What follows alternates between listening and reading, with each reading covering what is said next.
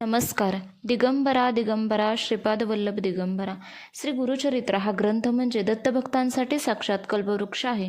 पण हे पारायण नुसते वाचून चालत नाही, तर ते अत्यंत श्रद्धेने आणि कडक नियमाने करावे लागते. तर आजच्या व्हिडिओमध्ये आपण गुरुचरित्र पारायण कधी, कसे करावे, कोणी करावे, तसेच त्याबद्दलच्या अनेक प्रकारच्या प्रश्नांचे निरसन आपण करणार आहोत. त्यामुळे व्हिडिओ शेवटपर्यंत नक्की पहा. तर पुत्रप्राप्ती, पितृदोष निवारण, स्वतःचे घर होण्यासाठी किंवा तुमच्या आयुष्यातील एखादे संकट दूर करण्यासाठी, एखादी इच्छा पूर्ण करण्यासाठी गुरुचरित्र पारायण करावे. नक्की 100% इच्छा तुमची पूर्ण होते. तर तुम्हाला किती प्रकारे हे पारायण करता येते?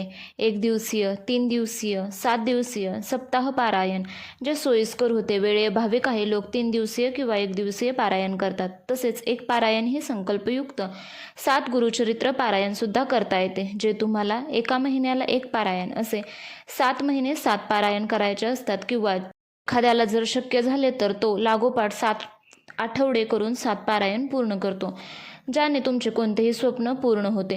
हे पारायण करताना प्रथम तुम्हाला केंद्रात किंवा मठात जायचे आहे. स्वामींजवळ नारळ, खडीसाखर ठेवायचं आहे. स्वामींना सांगा की मी तुमचे असे गुरुचरित्र पारायण करणार आहे. अखंड शब्द त्यामध्ये वापरू नये. आणि सांगा, स्वामी माझ्याकडून हे पारायण करून घ्या. अखंड शब्द वापरू नये, कारण सुतक, विटाळ येतो, मासिक धर्म येतो. त्यामुळे तो येऊन गेल्यानंतरच पारायण करावे. ते 5 दिवस टाळावे. तर तुम्हाला नियम काय पाळायचे आहेत? तर जेव्हा तुम्ही गुरुचरित्र पारायण सुरू करता तेव्हा त्या पारायणाच्या काळात सात्विक आहार घ्यावा. तामसी पदार्थ टाळावे. कांदा, लसूण, मांसाहार, मद्यपान वर्ज्य असावे. पारायणाच्या काळात पूर्ण ब्रह्मचर्याचे पालन करावे. पारायणाच्या काळात गादीवर वगैरे झोपू नये. रोजचे अंथरूण वापरू नये. चटई वगैरे अशा गोष्टींचा वापर करावा. परण पूर्णपणे वर्ज्य करावे. रोज लवकर स्नान करून शुचिर्भूत होऊन कपाळाला गंध लावून वाचनास बसावे. तसेच पहाटे 4 ते 7 ब्रह्ममुहूर्त ही वेळ वाचनासाठी सर्वोत्तम मानली जाते. सूर्य मावळण्यापूर्वी तुम्हाला त्या दिवसाचे वाचन संपवायचे आहे. पहिल्या दिवशी हातात पाने, अक्षदाने, फूल घेऊन आपले नाव, गोत्र उच्चारावे आणि मी माझ्या इच्छापूर्तीसाठी श्री गुरुचरित्राचे पारायण करत आहे. मग त्यामध्ये तुम्ही किती दिवसाचे किंवा कोणते पारायण करणार आहे हे सांगावे आणि ते निर्विघ्नपणे होऊ दे अशी प्रार्थना करून पाणी हातातील सोडून द्यावे. वाचन करताना मध्येच सोडू नये किंवा कोणाशीही बोलू नये. वाचन करताना बसण्यासाठी लोकरीचे आसन घ्यावे. महिलांनी हे पारायण करताना मासिक धर्म पालन करावे. 5 दिवस सोडून उरलेल्या काळात हे वाचन करावे.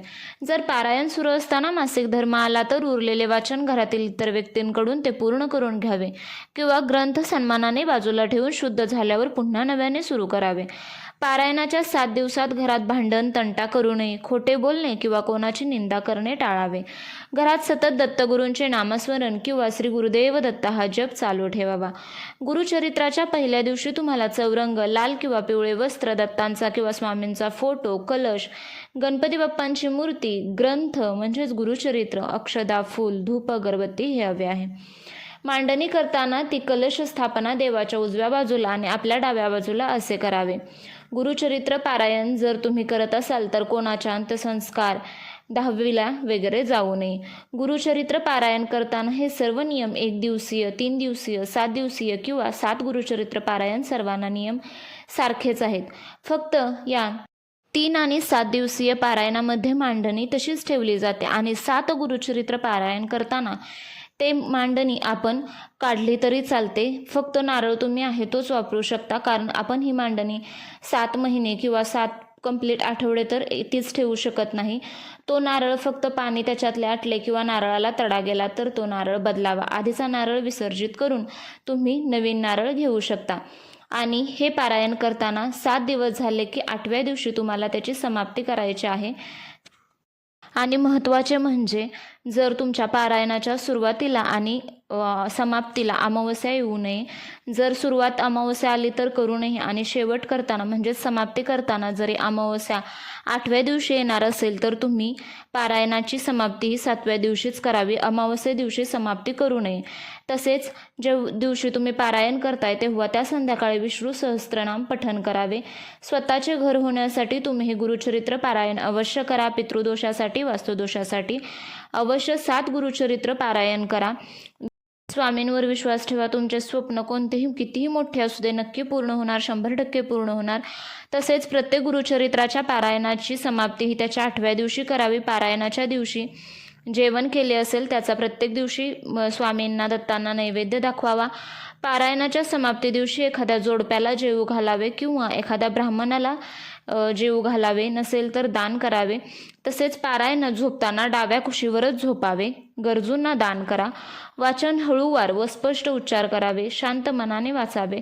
पारायणामध्ये दीप अखंड ठेवावा. शक्यतो दिवसातून एकदा जेवण करावे. पारायणाच्या कालावधीमध्ये जेव्हा तुम्ही 7 सप्ताहाचे पारायण करता, म्हणजे तुम्ही 7 पारायणे करता, तेव्हा तुम्हाला काय करायचे आहे तर प्रत्येक वेळी एक पारायण झाल्यानंतर म्हणजे 7 दिवस पूर्ण झाल्यानंतर तुम्हाला प्रत्येक पारायणाची समाप्ती करायची आहे. म्हणजेच एखाद्या दाम्पत्याला किंवा ब्राह्मणाला भोजन घालायचे आहे.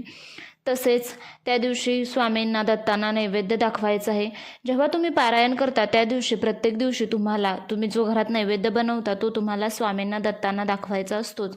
आणि जेव्हा समाप्ती असते त्या दिवशी तुम्हाला एखाद्या ब्राह्मणाला किंवा दाम्पत्याला भोजन किंवा अन्नदान करायचे असते. ते शक्य नसेल, तसेच शक्य असेल तर गरिबांनाही काहीतरी दान करावे. असे तुम्हाला प्रत्येक पारायणाच्या समाप्तीला करावयाचे असते.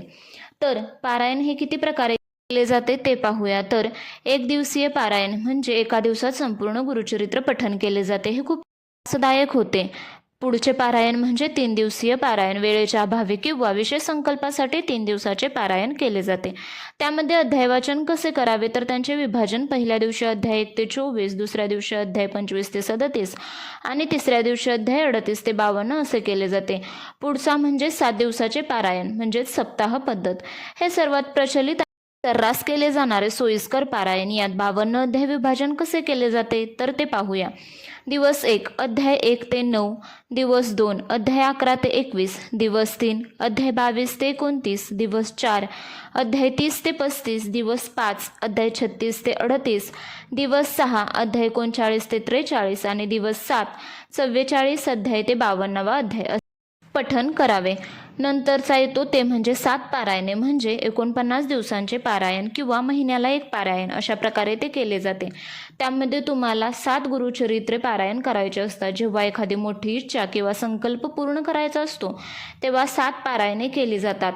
हे कोणी सलग 7 आठवडे म्हणजे दर आठवड्याला 1 असे सलग 7 आठवडे करते, तर कोणी महिन्याला 1 पारायण असे करून पूर्ण 7 पारायणे करतात.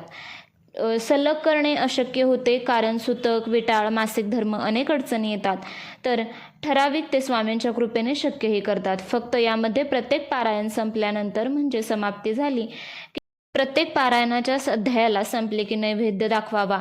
तसेच एखाद्या जोडप्याला किंवा ब्राह्मणाला भोजन किंवा दान द्यावे. नंतर पुढच्या पारायणाला सुरुवात करावी. असे प्रत्येक पारायणाच्या शेवटी तुम्हाला करायचे आहे.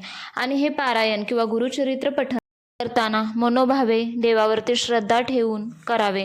मनात तुमच्या श्रद्धा, विश्वास आणि सबुरी ह्या तिन्ही गोष्टी असाव्या. स्वामी दत्तगुरू तुमची कोणतीही अशक्य गोष्ट शक्य करतील. तुमची कोणतीही इच्छा पूर्ण करतील. विश्वास ठेवा आणि तुमच्या कोणत्याही मोठ्या इच्छेसाठी गुरुचरित्र पारायण आयुष्यात एकदा तरी नक्की करा.